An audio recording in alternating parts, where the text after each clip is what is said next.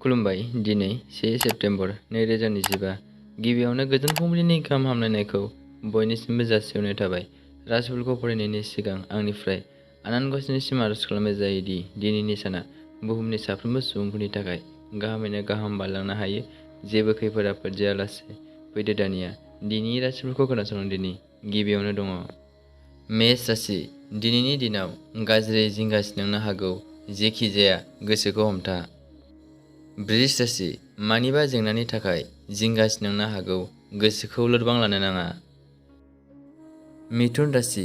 गोसोआव माखौ लानानै गाज्रि मोनखांनो हागौ, गोसोखौ सान्थि मोननाय नङा। कर्कट राशि।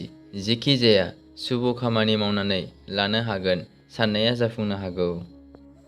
सिंह राशि। लोगो दिगि हेफाजाब होलायनाया बांगोन, गोजोनै सम बारहोनो हागोन, मोजां सान। कन्या राशि। मोजां मोनलायनायनि गेजेराव सोमोन्दोआ गोरायैनो थागोन, फारफ्रोमथिंबो मोजां। तुला राशि। माबा मोनसे जेंनायाव गोग्लैनो हागौ, गोसोखौ सान्थि गैयै मोनगोन, सांग्रां जानांगोन। वृश्चिक राशि। जेखि मावा मुलाम्फा खालामनो हागोन, रांखावरिया बांगोन, मोजां सान। धनु राशि। बबेबा गोजान जायगायाव दावबायहैनो मोननो हागौ, गोजोन मोनगोन। मकर राशि।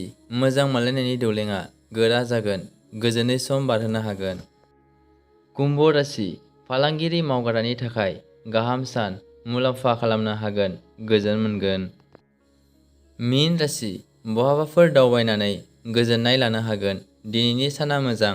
दिनैनि राशिफोरनो एसेनोसै, गोजोन्थों।